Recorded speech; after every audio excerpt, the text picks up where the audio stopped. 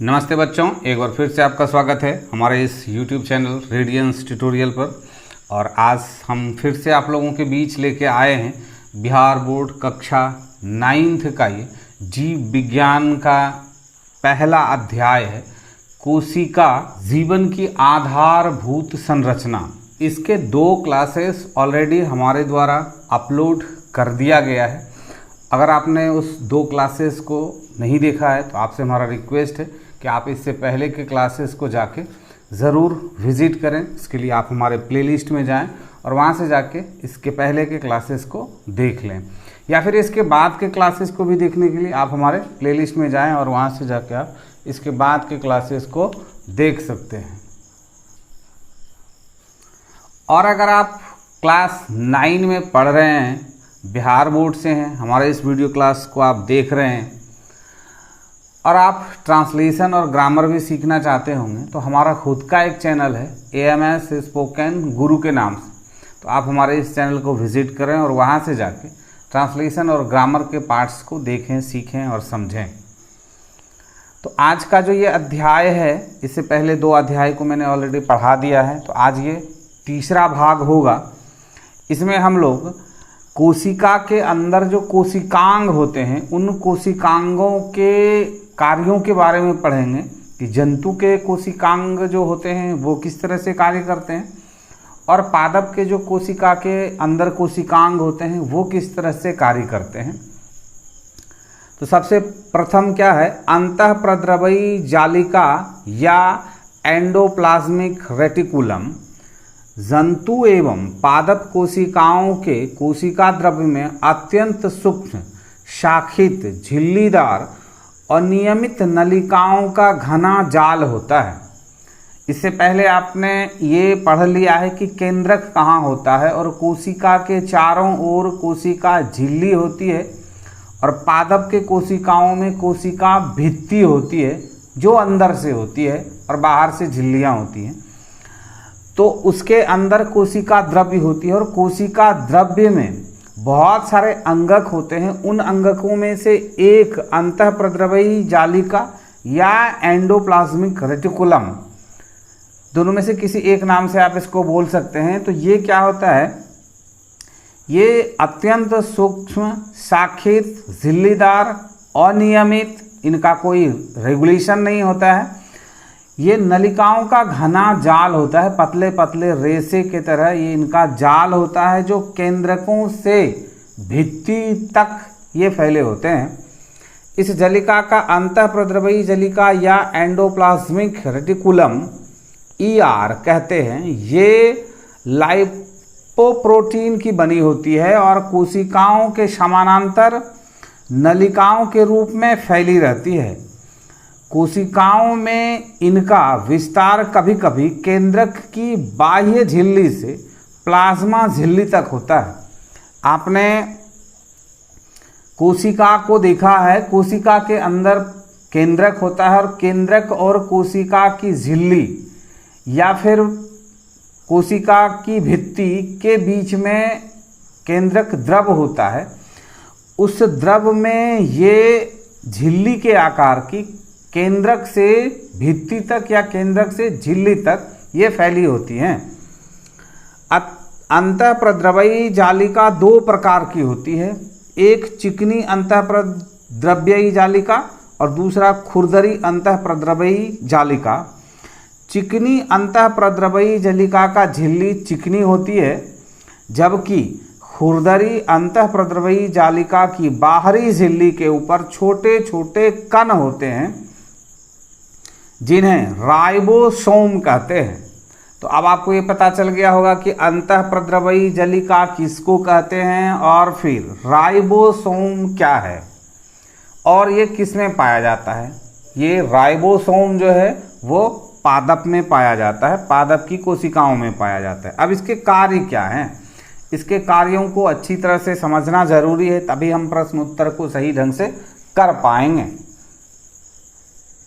कार्य क्या है, देखिए, अंतःप्रद्रवयी जालिका की झिल्ली नुमा नलिकाओं में तरल द्रव्य भरा रहता है।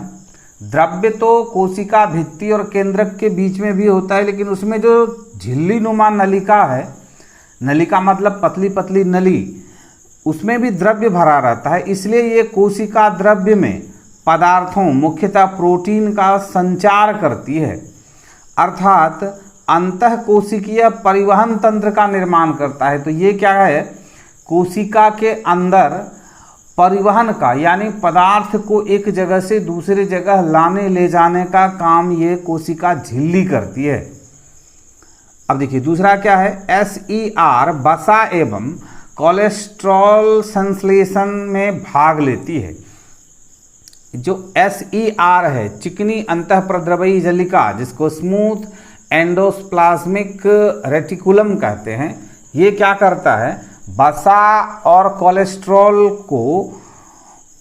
के संश्लेषण में, यानी उसको अवशोषित करने में ये भाग लेती है, और कुछ वसा प्रोटीन के साथ मिलकर कोशिका झिल्ली बनाने में सहायता करते हैं। यानी कोशिका के झिल्ली को बनाने में भी ये वसा और कोलेस्ट्रॉल के संश्लेषण से इस कार्य को करता है। इस प्रक्रिया को कोशिका जीवोत्तजनन कहा जाता है। क्या कहा जाता है, जीवोत्तजनन कहा जाता है। इसका मतलब है वो वहाँ पे कोशिका झिल्ली का निर्माण करती है। तीसरा क्या है, कोशिका द्रव्य को यांत्रिक सहायता प्रदान करती है। कोशिका द्रव्य जो है उसको यांत्रिक सहायता, यानी एक जगह से दूसरे जगह जाने आने के लिए, संवादों का आदान प्रदान करने के लिए और भी किसी तरह के कार्य को करने के लिए यांत्रिक, यानी अंदर की ऊर्जा को वो प्रदान करती है। कौन, SER यानी चिकनी अंतःप्रद्रवयी जालिका। अब देखिए, कशेरुकी जंतुओं का एक वर्ग के यकृत कोशिकाओं में SER विष तथा दवा का निरावीसीकरण करने में महत्वपूर्ण भूमिका अदा करते हैं। डिटॉक्सिफिकेशन कहते हैं इसको, निरावीसीकरण करने में ये महत्वपूर्ण भूमिका निभाते हैं। कौन, चिकनी अंतःप्रद्रवयी जालिका, किसमें, जंतुओं के यकृत की कोशिकाओं में। अब देखिए चौथे नंबर पे क्या है, केंद्रक से कोशिका द्रव्य में आनुवांशिक पदार्थों को जाने का पथ बनाती है। ये जो आनुवांशिक पदार्थ होते हैं जो एक जीव से दूसरे जीव में वो स्थानांतरित होते हैं, उनका वो प्रतीक बन के रहते हैं, आनुवांशिक गुण बन के रहते हैं, उनको वो ले जाने का पथ का काम करती है। कौन, चिकनी अंतःपारद्रवयी जालिका जो है। इसके कारण ही कोशिका का सतही क्षेत्र काफ़ी बढ़ जाता है। तो कोशिका की जो सतही क्षेत्र है, उसका जो सरफेस है वो क्या होता है, बढ़ जाता है। RER प्रोटीन संश्लेषण में मदद करता है। RER जो है ये क्या है, रफ एंडोप्लाज्मिक रेटिकुलम, ये क्या करता है, ये सिर्फ जो है प्रोटीन संश्लेषण में मदद करती है। किसको, पादप की कोशिका को। अब देखिए, अब राइबोसोम।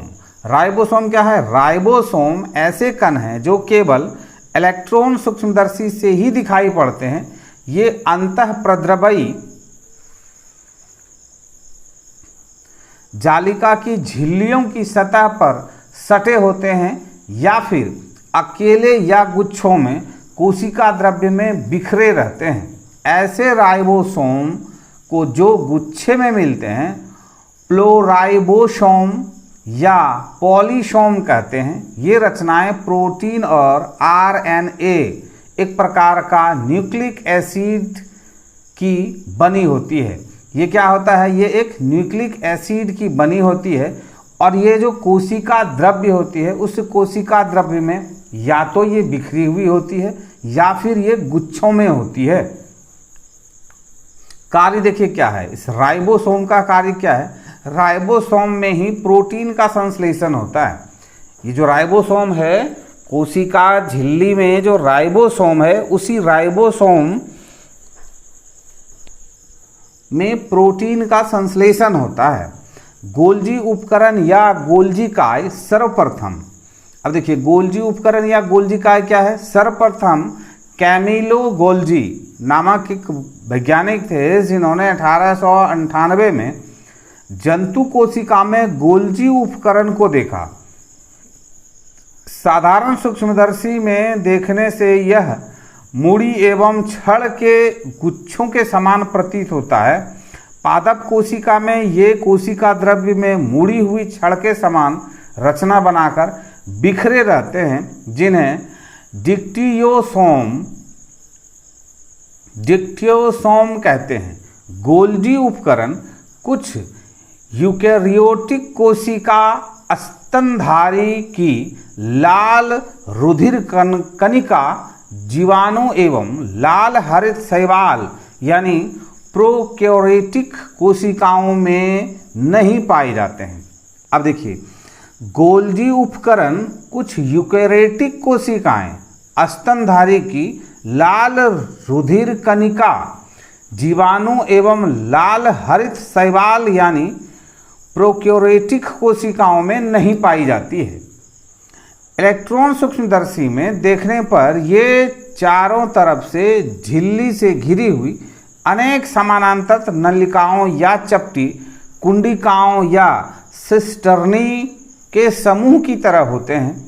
कुंडिकाओं के सिर पर छोटी छोटी पुटिकाएं या वेसिकल्स स्थित होती हैं। इसके अतिरिक्त नीचे की तरफ बड़ी बड़ी रिक्तिकाएं पाई जाती हैं। गोल्जी काय की झिल्लियों का संपर्क ईआर की झिल्लियों से रहता है, यानी चिकनी अंतःप्रद्रवयी जलिका से जो संपर्क है वो राइबोसोम का संपर्क उससे बना रहता है।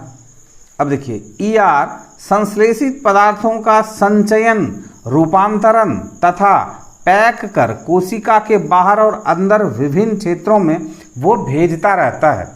क्या काम है उसका?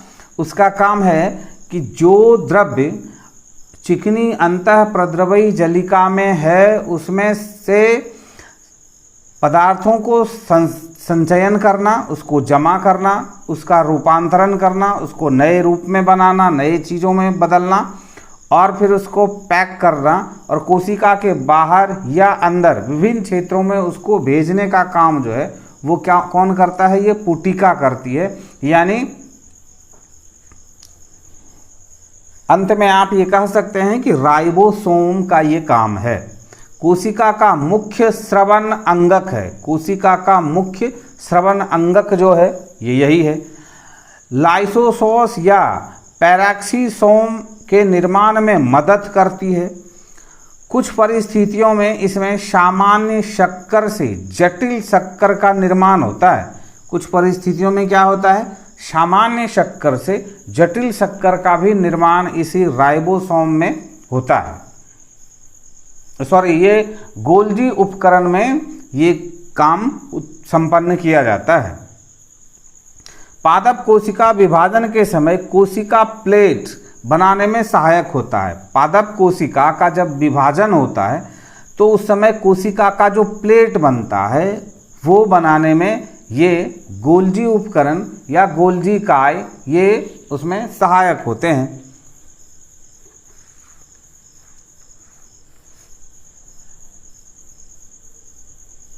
नेक्स्ट क्या है? देखिए, लाइसोसोम यह बहुत सूक्ष्म कोशिका है जिसे सर्वप्रथम 1958 में क्रिश्चियन डी डेव ने देखा था। यह छोटी छोटी पुटिकाओं के रूप में पाए जाते हैं जिनके चारों ओर एक पतली झिल्ली होती है।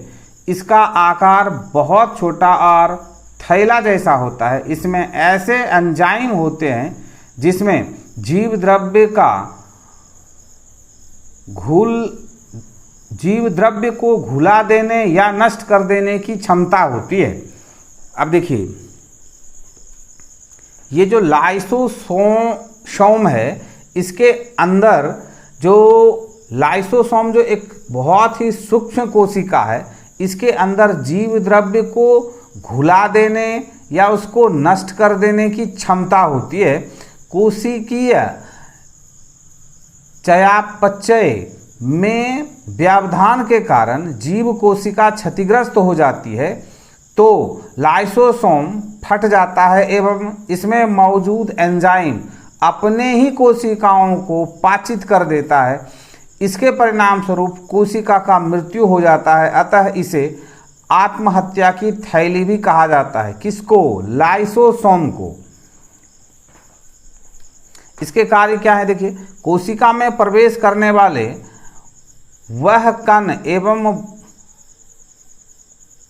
कोशिका में प्रवेश करने वाला बड़ा कण एवं बाह्य पदार्थ का पाचन करता है। अंतःकोशिकीय पदार्थ तथा उसकी तथा अंगकों के टूटे फूटे भागों को पाचित कर कोशिका को साफ करते रहता है। ये क्या करता है लाइसोसोम? कोशिका द्रव्य के अंदर में जो अंगक हैं उनके टूटने फूटने से उनको वो पाचित करके कोशिका को साफ सुथरी यानी कोशिका के द्रव्य को सुरक्षित रखता है। जीवाणु एवं वायरस से रक्षा करता है। जिस कोशिका में रहता है उसी को आवश्यकता अनुसार नष्ट करने का कार्य भी करता है। कोशिकाओं में विभाजन होते रहता है, कोशिका विभाजित होती रहती है, और अगर कोशिकाओं के विभाजन को संतुलित नहीं किया जाए तो फिर बहुत ज़्यादा कोशिकाएं विकसित होते रहेंगी, तो फिर हमारे शरीर का या फिर किसी पादप का फैलना बहुत ही तीव्र गति से होगा और फिर एक दिन वो ख़त्म हो जाएगा। तो उस चीज़ को नियंत्रित करने के लिए लाइसोसोम जैसे छोटी झिल्ली वाली, छोटी पुटिकाओं की तरह दिखने वाली ये जो अंगक हैं ये बहुत ही महत्वपूर्ण होते हैं, क्योंकि जब कोशिकाएं विभाजित होती हैं, कोशिकाएं अनवरत विभाजित होती रहती हैं, अपने समय अंतराल के अनुसार कोशिकाएं विभाजित होती रहती हैं, एक कोशिका से दूसरी कोशिकाओं का निर्माण होता है। तो ऐसी स्थिति में ये लाइसोसोम अनावश्यक कोशिकाओं को मार देती है, उसको ख़त्म कर देती है। तो ये बहुत ही आवश्यक चीज़ है कोशिकाओं के अंदर। माइटोकॉन्ड्रिया कोशिका द्रव्य में पाई जाने वाली बहुत महत्वपूर्ण रचनाएं हैं जो कोशिका द्रव्य में बिखरी रहती है। जिस तरह लाइसोसोम, रोबोसोम या फिर अंतःप्रद्रव्यी जालिका थी, उसी तरह माइटोकॉन्ड्रिया भी जो है वो कोशिका की भित्ति और कोशिका की झिल्ली और केंद्रक के बीच में जो कोशिका द्रव्य होती है उसमें वो बिखरी पड़ी रहती है। उसको प्रकाश सूक्ष्मदर्शी से या सूक्ष्म, छोटी या धागानुमा, दानेदार या गोलाकार दिखाई देता है। पादप कोशिका में इसकी संख्या जंतु कोशिका से कम होती है। जंतु कोशिका में यह संख्या 10,000 या इससे ज़्यादा भी हो सकता है। इनके विस्तृत रचना का ज्ञान इलेक्ट्रॉन सूक्ष्मदर्शी से ही प्राप्त होता है। प्रत्येक माइटोकॉन्ड्रिया एक बाहरी झिल्ली एवं एक अंतः झिल्ली के चारों ओर से घिरी रहती है। एक बाहरी झिल्ली है इसमें और एक इसके अंदर से झिल्ली है। प्रत्येक माइटोकॉन्ड्रिया बाहरी झिल्ली एवं एक अंतः झिल्ली के चारों ओर से घिरा रहता है तथा इसके बीच में एक तरल युक्त गुहा होती है। इसके बीच में क्या होता है? एक तरल युक्त गुहा होती है जिसे माइटोकॉन्ड्रियल गुहा कहते हैं। माइटोकॉन्ड्रियल की भीतरी झिल्ली से अनेक प्रवर्ध निकलकर माइटोकॉन्ड्रियल गुहा मैट्रिक्स में लटके रहते हैं, जिनको क्रिस्टी कहते हैं तथा जिनमें कोशिकीय श्वसन से संबद्ध एंजाइम्स मौजूद होते हैं। इनमें अपना डीएनए तथा राइबोसोम्स होते हैं, जिससे अपना कुछ प्रोटीन बनाने में ये सक्षम होते हैं। तो हमारा डीएनए कहाँ होता है? माइटोकॉन्ड्रिया के अंदर होता है। माइटोकॉन्ड्रिया की जो बाहरी झिल्ली और आंतरिक झिल्ली के अंदर जो माइटोकॉन्ड्रियल गुहा होती है, उस माइटोकॉन्ड्रियल गुहा में वो लटके रहते हैं। कौन? डीएनए, जिसको आप राइबोसोम्स, डीएनए तथा राइबोसोम्स होते हैं, जिससे अपना कुछ प्रोटीन बनाने में वो सक्षम होते हैं। अब इनके कार्य क्या हैं? इनमें उपस्थित कोशिकीय श्वसन के एंजाइम के चलते भोजन का संपूर्ण ऑक्सीकरण होता है। कहाँ होता है? इसी माइटोकॉन्ड्रिया में भोजन का संपूर्ण ऑक्सीकरण होता है। इसके फलस्वरूप जीव के लिए ढेर सारी अति आवश्यक ऊर्जा मुक्त होती है। इसलिए माइटोकॉन्ड्रिया को कोशिकीय ऊर्जा गृह भी कहा जाता है। माइटोकॉन्ड्रिया जो है वो क्या है? कोशिका का ऊर्जा गृह भी कहा जाता है। इसलिए माइटोकॉन्ड्रिया बहुत ही आवश्यक चीज़ है। और माइटोकॉन्ड्रिया के अंदर ही डीएनए और राइबोसोम होते हैं। और डीएनए हर किसी एक प्राणी या पादप या जंतु में उसके आनुवांशिक गुणों को वो साथ लेके चलने की प्रक्रिया है। देखिए, यह ऊर्जा एटीपी के रूप में जमा रहता है। कोशिका नए यौगिक के निर्माण के समय एटीपी में संचित ऊर्जा का इस्तेमाल करती है। अब देखिए, जब कोशिका द्वारा नए यौगिक यानी नए चीज़ों का, नए तरीके की चीज़ों का जब निर्माण कर रही होती है कोशिका, तो इन संग्रहित ऊर्जाओं का वो इस्तेमाल करती है। क्रिस्टी के अंदर की झिल्ली का सतही क्षेत्र बढ़ता है। इस वजह से क्या होता है कि क्रिस्टी के अंदर का जो सतही क्षेत्र है वो क्या होता है? वो बढ़ता है। क्यों? क्योंकि उसके अंदर ऊर्जा संचित होते रहती है। लवक या प्लास्टिड, लवक या प्लास्टिड सीफे पादप कोशिकाओं में पाए जाते हैं। ये कोशिका द्रव के चारों ओर बिखरे रहते हैं। आकार में ये मुख्यतः अंडाकार, गोलाकार या तस्तरी नुमा दिखाई पड़ते हैं। इसके अलावे ये भिन्न भिन्न आकार जैसे तारानुमा, फीतानुमा, कुंडलाकार आदि भी होते हैं। ये 3 प्रकार के होते हैं। अवर्णीलवक या न्यूकोप्लास्ट, वर्णीलवक या क्रोमोप्लास्ट और हरितलवक या क्लोरोप्लास्ट। इन 3 नामों से इनको 3 प्रकार के ये होते हैं।